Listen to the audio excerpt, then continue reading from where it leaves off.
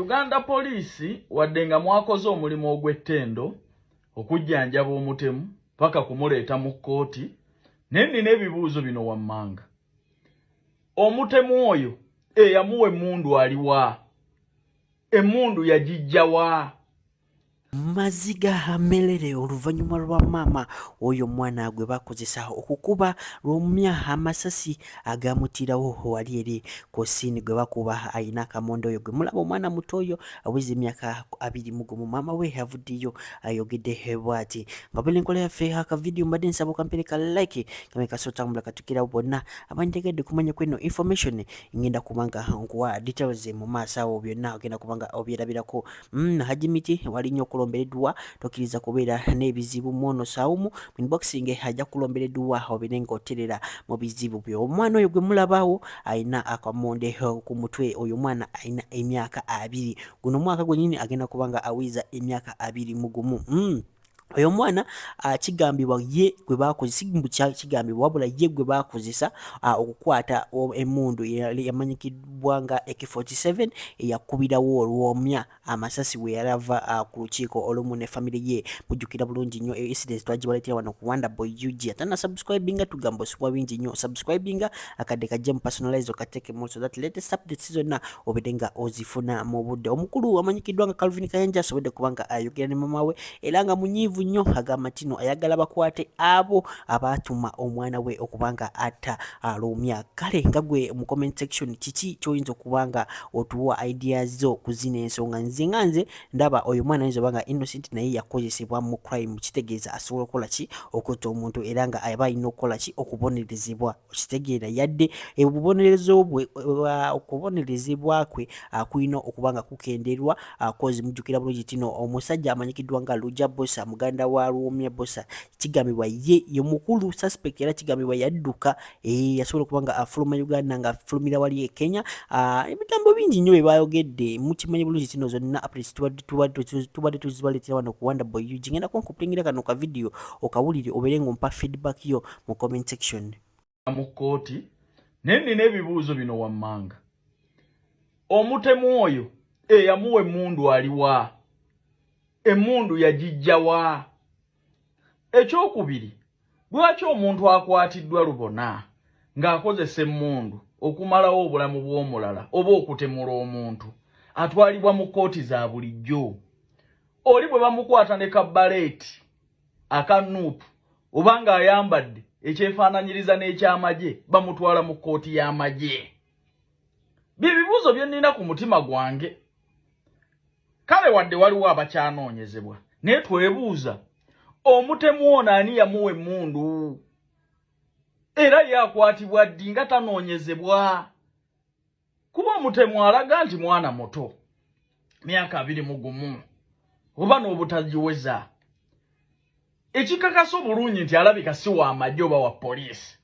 Ani yamuyigiriza emmundu era ani yamuwa emmundu eyo? Yakwatibwa ddi? Anoonyezebwa ddi?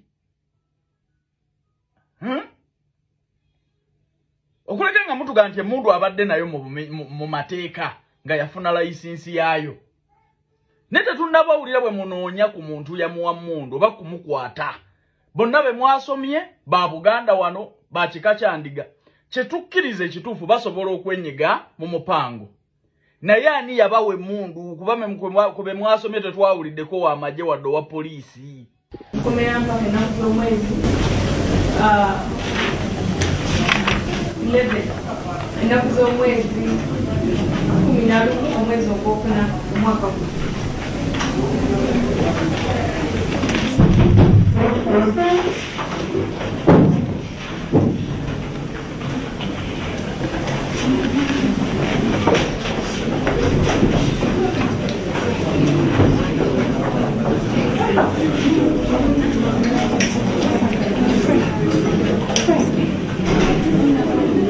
أعوذ بالله mina shaitani rajim bismillahir rahmanir rahim alhamdulillah rabbil alamin ze ajimiti omusomi w'ekitabo era omusomi w'edduwa nkozesa kyoto kino ekyoto kino kiba kitagombolola lwaliro ku kyoto kuno kunyambira abantu bange buli muntu yenna alina ekizibu kye ojja ku kyoto kino n'osula akabani nenkusabira buli alina ekizibu naddala mu abali e Bulaaya nompereza amanya nenga sula mu kyoto kino nenkusembera edduwa nenkujjako ebizibu n'ebiba bikusumbuye walemererwa mirimu ki ddala mu abali e Bulaaya abali mu nsi muno mu Uganda abalemeddwa okufuna visa nantegeeza eri abaana Adamu enkozesa nkofu ku kyoto kuno bamala okusindika enkofu eyo negenda ebanja amabanja ge bakubanjiza gonna gwe yalema okufuna okuweebwa ajimiti nkozesa amazzi ku nnyanja kuno kumulengera ku mazzi wano ajimiti nga bwenyimidde olwaleero ngokumasira abaana Adamu bompereza ebiwandiiko byonna bye bompereza ng'oli e Bulaaya mbikwata nembizinga ne mwandika kapapula nembisula mu nnyanja nensaba Allah gwensinza asumulule ebyo byeba bikulemeredde awa visa agifuna alemedde ofuna omusajja omulungi amufuna sangeba ku namba 0752 ani yabawe mundu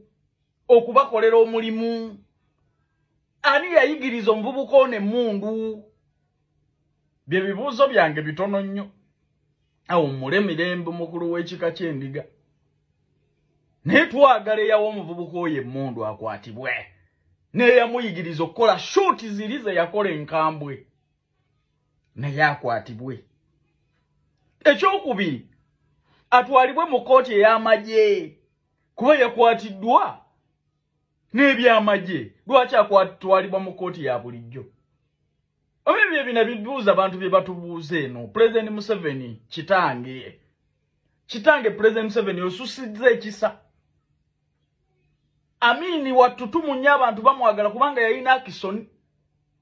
President Museveni tosinga Katonda. Okoze ekisa okusinga Katonda. Olaba ne Katonda akugamba nti alitisa ekitala alifa kitala. Omutemu aliko n'obujulize yeewaako n'obujulize. Mumuzunza mu kooti. Teeka ku State Square wali kuba Amasasi.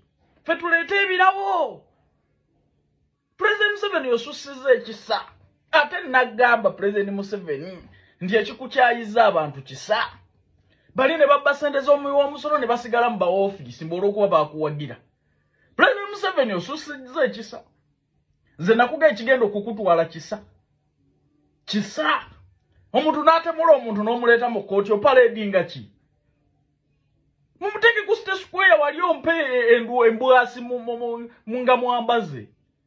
Nze naga President Museveni k'olimpaamu eggwanga line wiiki eziri baliteredde. Ababbi bonna abo ababbeza amabaati ababbeza embuzi ababbeza eddwaliro ly'e Lubowa basanga nabakozeeko dda. Wiiki bbiri zigenda okuggwako nga mirambo. Ng'eggwanga literedde litambula bulungi. Naye n'osusa ekisa osinga ne Yesu Kristo. Gwe Katonda omuyita Musiro yagamba nti alitisa ekitala alifa kitala. Kati ababbi abalala n'abatemu obawa ekizampo ki? Ng'ono nalabye mumuteereddewo n'amutereeza essaati. Eyatemula omuntu.